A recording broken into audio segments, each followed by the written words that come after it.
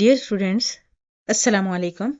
I am Dr. Farzana Shaheen from the Department of Chemistry at Allama Iqbal Open University, Islamabad. I extend a warm welcome to you for the first program of Fundamental of Chemistry, CHEM-3505, which will focus on the periodic table. So before we start, it is very important to highlight the profound importance of the periodic table. It's like a key to understand everything in the universe because everything around us is made up of the tiny building blocks which are called elements. So, if you are interested in the mystery of the universe, you need to understand the chemistry, and to understand chemistry, you need to understand the elements. And the good news is, it's way easier when they are neatly organized on the periodic table. So, think of the universe as a gigantic puzzle. The puzzle pieces are made up of something called matter. These matter pieces are like building blocks and are called elements. And these elements are built from tinier things called atoms. Now, let's go back in time. People didn't figure out the elements all at once, and they didn't even know what matter was made of right away. Instead, many intelligent people, each with their own ideas, worked together to figure it out. And they laid the foundation for what we know today about the matter and the elements. So, join us on the journey through the history as we learn about these tiny building blocks of the universe step by step. And thanks to the efforts of these clever thinkers. The story of the elements begins with Thales, who believed that everything in nature came from a single substance and he thought it was water. Later, Empedocles came along and said, there are four main things that make up everything, which are earth, air, fire, and water. Athenian philosopher Plato took Empedocles' idea and called these four things element. But it didn't stop here. Aristotle came along and took the things a step further. He looked at these elements and said, let's think about them in terms of hot versus cold and wet versus dry. He defined the Greek elements based on these characteristics, giving us a deeper understanding of what makes up the world around us. Now, for quite some time, people didn't really mess with the idea of those old philosophers. Things were pretty quiet, but then, in 1661, a fellow named Robert Boyle stepped in and changed the game. He said, elements were like the smallest indivisible building blocks of stuff, sort of like the building blocks of the universe. He thought these elements were made up of tiny particles of different kinds and sizes, kind of like nesting dolls. But he also said we couldn't open them up to see what was inside. It was a bit like a mystery waiting to be solved. So after a long pause, Boyle brought some fresh excitement to the world of science. Then after Robert Boyle, things got more exciting, and by the late 18th century, Lavoisier listed elements and 11 more were discovered, like chlorine, cobalt, nitrogen, oxygen, etc.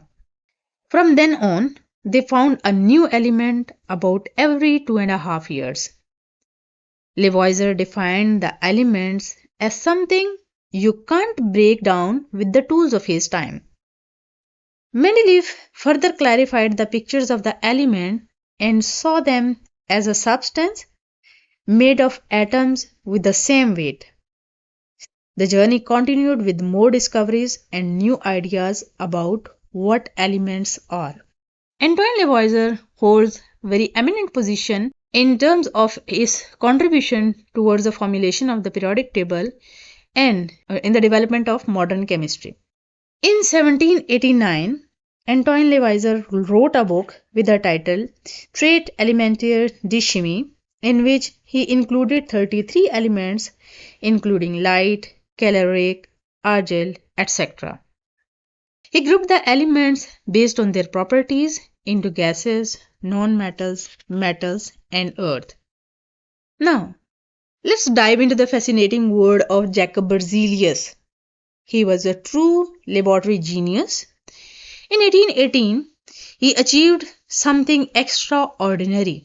He unlocked the exact weights of atoms of 45 elements out of 49 known elements of his time. But Berzelius didn't stop here. He was an explorer in the realm of chemistry, discovering new elements like thorium, silicon, cerium, and germanium. If he were on a scientific treasure hunt revealing hidden gems. On top of it all, he simplified the complex world of elements by creating modern chemical symbols. He used simple alphabets to represent elements, making it easy to understand. Before John Jacob Berzelius, the elements were symbolized in a different, complicated manner. Like you can see, these are some symbolic representation of the elements which were used before Berzelius, but Berzelius made them easy. For example, the iron is the word, the nomenclature, the name which was, or the symbol which was used for iron in Swedish was Jan, Eisen in German, Fer in French, and Ferrum in Latin. And Berzelius gave it the symbol Fe. Similarly, tin was abbreviated or pronounced as ten in Swedish, Zinn in German, Etain in French, and Stennen in Latin. And the Berzelius simplified it and gave it the symbol Sn. Then John de Bruiner, between 1780 to 1849, first time attempted to organize the elements in some particular manner. He proposed that certain group of 3 elements exhibited similar chemical properties, with middle element having the properties averaging of the other 2. For example, in the alkali metal triad, for example, lithium, sodium, and potassium, the properties of sodium are intermediate between lithium and potassium. But de Bruiner could make only 5 such triads, and it was not accepted by the scientific community. His triads were limited and eventually surpassed by more comprehensive periodic table development. However, this early attempt to find patterns laid the groundwork for the later development in the periodic table by scientists like Dmitry Mendeleev. Then Alexander Emile Bagwerdichin-Curtois first time created the cylindrical representation of the periodic table. In 1862, he arranged the elements based on their atomic weights along a spiral, grouping the elements of similar properties in the same vertical line. He arranged 16 elements in single spiral. This was termed as telluride helix, as the cylindrical periodic arrangement included the element tellurium in it. This precursor to the modern periodic table provided a visual way to see the periodicity of element, foreshadowing the organization later refined by the Mendeleev and others. However, Dichin-Curtois only published his paper, but did not publish his actual graph with the irregular arrangement. Although his publication was significant, but it was again ignored by chemists as well as it was written in terms of geology. Then John Newland in 1884 suggested that when elements are arranged in the order of increasing atomic mass, every 8th element possessed the similar properties with the first one, and it resembles the musical octaves. However, certain shortcomings in the law of octaves led to its rejection within the scientific community. Some of the limitations in Newland's law of octaves are, for example, several elements were fit into the same slot in Newland's periodic classification. For example, cobalt and nickel were placed in the same slot. Similarly, elements with dissimilar properties were grouped together. For example, the halogens were placed together with some metals such as cobalt, nickel, and palladium. And thirdly, Newland's law of octaves held true only for the elements up to calcium. Elements with greater atomic mass could not be accommodated into octaves. So, in 1862, Lothar established his own periodic table, which include 28 elements in 6 groups, and he first time attempted to organize the elements based on their atomic volumes. In early 1860s, Mayer independently developed his periodic system, in which he arranged the elements in order of increasing atomic volumes. He observed that elements with similar chemical properties occurred at regular intervals, demonstrating the periodicity in the properties of the elements. For example, here you can see that sodium, potassium, and rubidium are occupying the similar positions in the periodic table. It means they are placed in the same group according to the Lothar-Meyer. Then in 1869, Mendeleev observed that certain group of elements tended to form similar hydrides and oxides.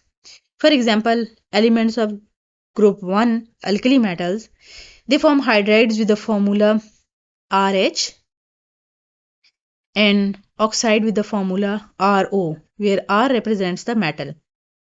This pattern repeated in other groups as well.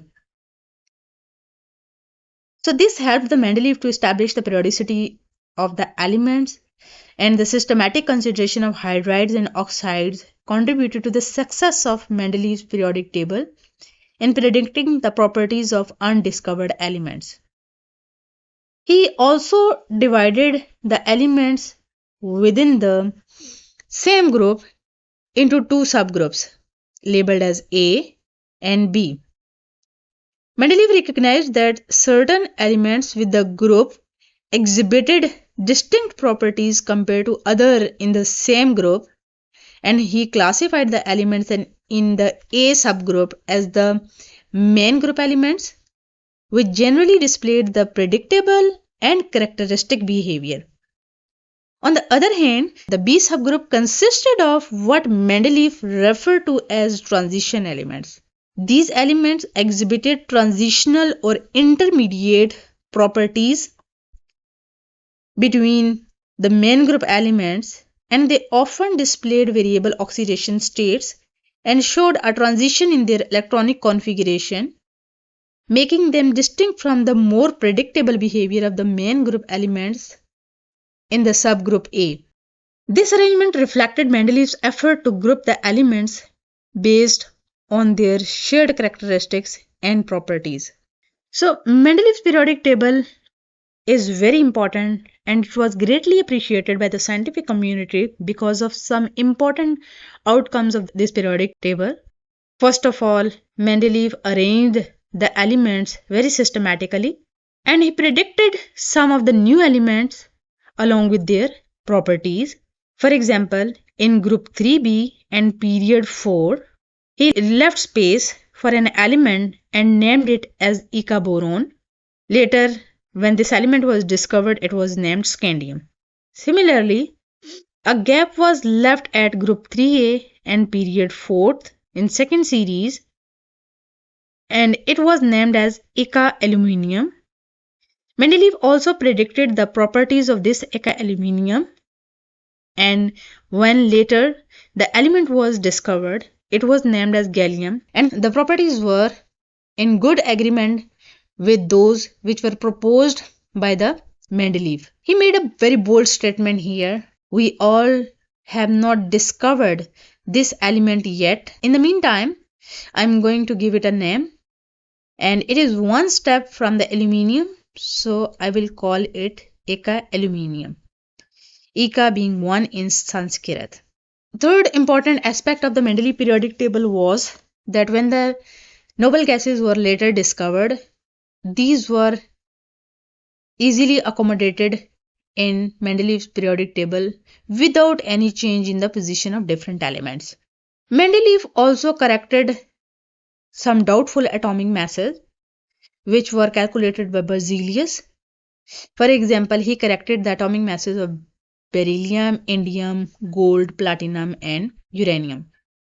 For beryllium, for example, the atomic mass earlier reported was 9.4, and Mendeleev corrected it to the correct mass, that is 13.5. Similarly, the mass of indium was corrected from 113 to 75.6. However, Mendeleev's periodic table also suffered from some of the limitations due to which it was greatly criticized by some of the scientists of his time as well. And these limitations are: number one, anomalous position of hydrogen. If you look at the properties of the hydrogen, they resemble with the alkali metals as well as halogens. Just like alkali metals, hydrogen form compounds with halogens, oxygen, and sulfur. And just like halogens, they form similar compounds. So, the position of hydrogen was anomalous. So, he was not able to justify the position of the hydrogen in his periodic table. Secondly, position of isotopes could not be explained in Mendeleev's periodic table, and he placed all the isotopes of an element in the same box. For example, protium, deuterium, and tritium, having different atomic weights, were given the same position in Mendeleev's periodic table. Similarly, chlorine 35 and 37 were placed at the same position. In some cases, atomic masses in Mendeleev's periodic table do not increase in a regular manner of two successive elements. For example, cobalt was placed before nickel, while the mass of cobalt is greater than that of the nickel. Similarly, tellurium was placed before iodine, whereas the mass of the tellurium was less than mass of the iodine. Some pair of elements in Mendeleev's periodic table were also possessing the anomalous position. For example, cobalt and mercury, gold and platinum, lead and barium, silver and thallium, manganese and halogen. They were placed separately, although they were similar in properties. Similarly, cobalt was placed in group 1. So these were some anomalous positions of the some pairs of the elements in Mendeleev's periodic table. So Lothar-Meyer's and Mendeleev's findings for the formulation of today's periodic table were based on the same principle. So due to the great contribution of Mendeleev towards the periodic table, he is called the father of the modern periodic table. But Lothar-Meyer and Mendeleev's periodic table was based on the common principle, that is, that periodicity in the properties of element is based on the atomic weight. So some of the scientists were of the view that Lothar-Meyer should be given the title of the father of the modern periodic table instead of the Mendeleev. So let's look at the contribution of both the scientists towards the periodic table to conclude that Mendeleev is the right person who was chosen to be given the title as the father of the modern periodic table. Although Lothar-Meyer presented his periodic table earlier, 7 years before that of Mendeleev, but the Mendeleev's periodic table was more comprehensive and well organized. He left gaps for undiscovered elements and predicted the properties of the elements to be discovered. No such thing was calculated by the Lothar-Meyer. Similarly, Mendeleev included 63 elements in his periodic table, while Lothar-Meyer included only 28 elements in his periodic table. Mendeleev predicted the properties of the gallium and germanium, which were later proved to be correct. No such prediction was given by the Lothar-Meyer. Importantly, Mendeleev had a great predictive power, due to which he gained the support of the influential chemists of his time. He was an effective advocate for his system, which helped in the widespread acceptance of his periodic table. The geographical location of Mendeleev was also suitable for the acceptance of his work among the scientific community due to more visibility in the global scientific community due to his location. So, Lothermeyer's periodic law was a significant contribution to understanding of the periodicity among elements. Dmitry Mendeleev's periodic table gained wider acceptance due to its predictive power, comprehensiveness, and systematic organization of elements based on both atomic weights and chemical properties. So, Mendeleev's periodic table actually laid the foundation for the modern periodic table, which remains as a fundamental tool in chemistry today.